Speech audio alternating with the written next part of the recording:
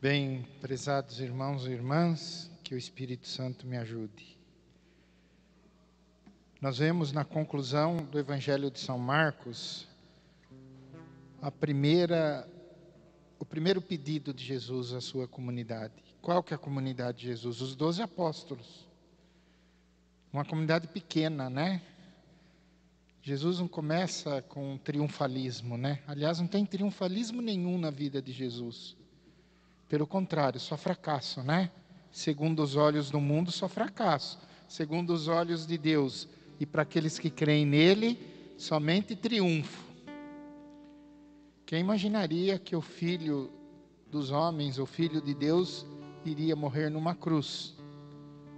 Isso para o mundo é fracasso. Quem olha ali na cruz, vê um fracassado. Nós olhamos para a cruz e vemos um vitorioso. Porque ele ficou ali somente 3 dias. E depois o Pai o tirou e o ressuscitou. Olha aquilo que eu falei no começo da missa, a equação de Deus. No Salmo 8, o salmista diz que Deus tem dedos de artista para fazer as coisas. Tudo que ele faz com dedos de artistas. É tão bonito isso, né? E eu digo a vocês que Deus também é um grande matemático. Ele faz uma equação da salvação perfeita. Tudo que ele faz é perfeito, desde a criação da natureza, do universo, os planetas, as estrelas, o céu e a terra, o homem, a mulher. Tudo que Deus criou, ele criou com maestria.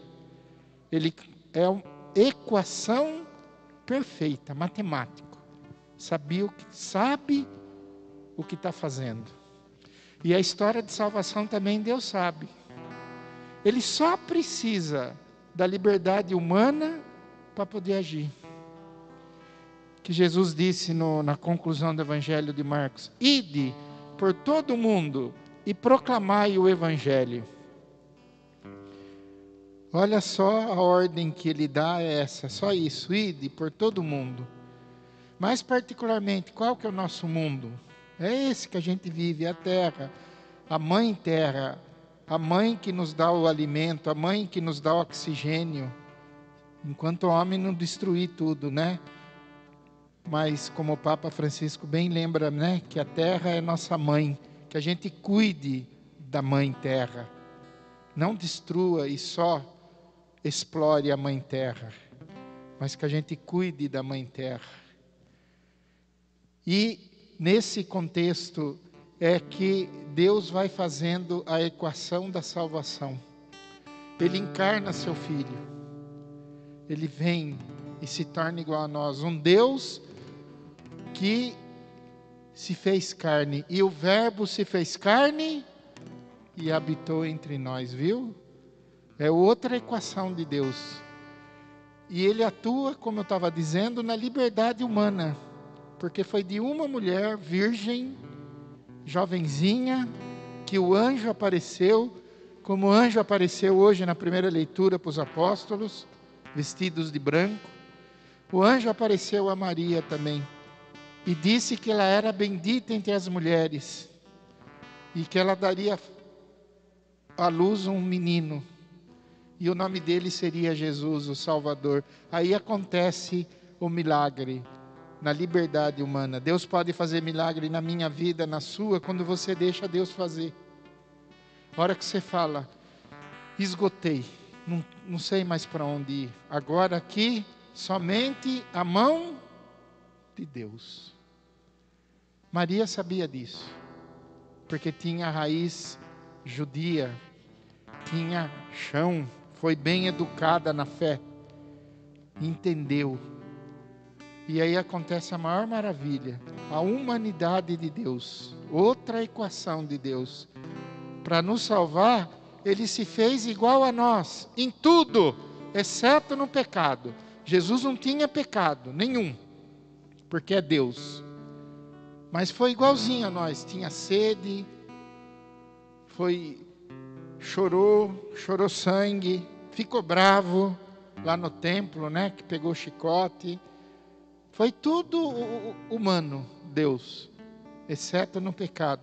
Mas a divindade veio do céu e habitou entre nós. Mas chegou o momento que a divindade deveria voltar ao Pai, que é hoje, a festa de hoje, a festa da ascensão de Jesus. Jesus se eleva ao céu, volta para onde ele veio, de onde ele veio, volta para o Pai.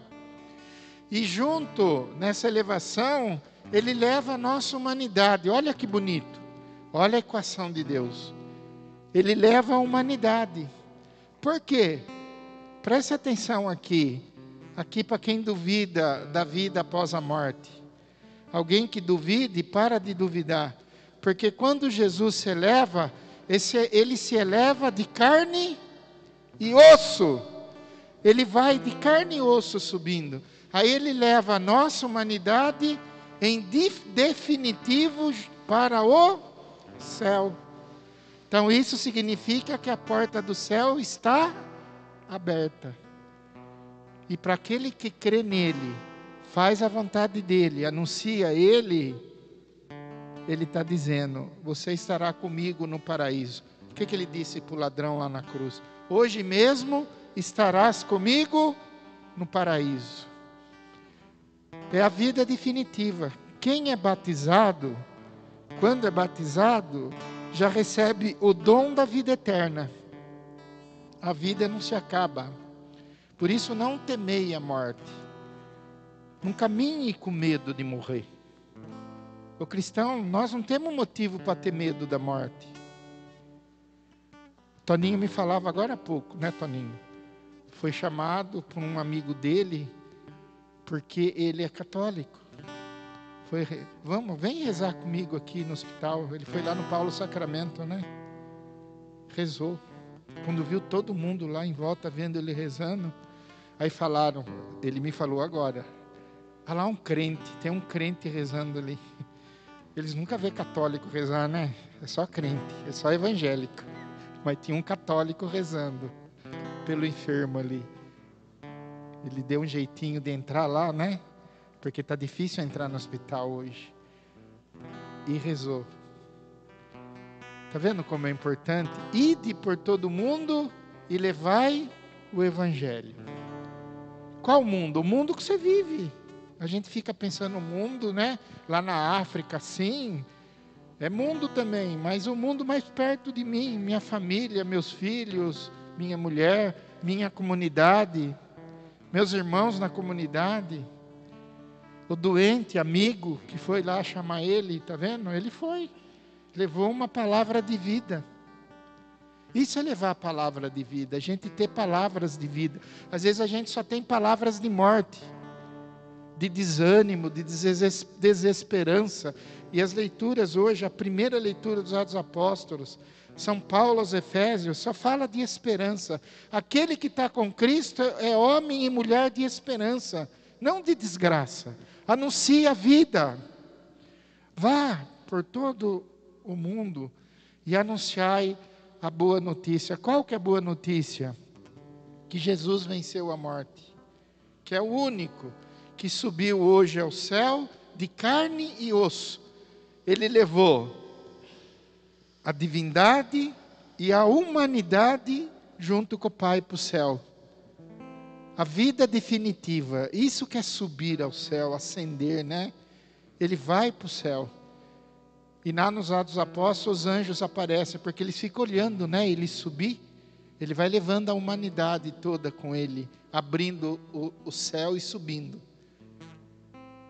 E os apóstolos olhando para cima. Aí os anjos de branco, eu disse que apareceu, e falou: o que vocês estão olhando para cima aí? Olha para baixo, porque a missão de vocês começa agora, viu? Jesus vai e deixa a missão para quem? Para a igreja. Quem que são hoje os discípulos de Jesus? Somos nós. Ele disse: continue a minha obra, anunciai o evangelho. Não tenha medo, não tenha vergonha. Porque assim eu não vou ter vergonha de você lá no céu. Não tenha vergonha de anunciar o meu nome. Parece que até é mito hoje, né? É mito. Não tenha medo, não. Jesus não é nenhum mito. Jesus é Deus. Jesus é o Filho de Deus. E ai daqueles que usam o seu nome para se beneficiar disso. Ai daqueles que usam o nome de Jesus para poder se aproveitar do nome de Jesus em discursos políticos, seja o que for. Nessa hora Jesus existe, né? Aí fica usando o nome de Jesus, porque Jesus não precisa disso, de nada disso. Esses são falsos profetas, né? Que usam o nome de Deus. Está cheio por aí. Em todo lugar tem.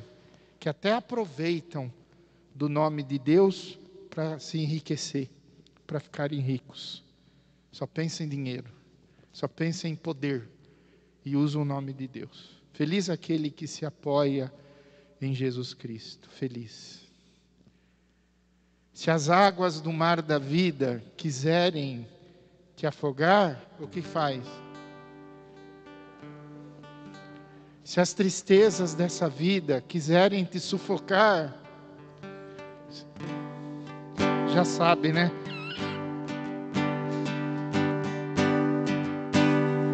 Se as águas do mar da vida quiser, vamos ficar de pé?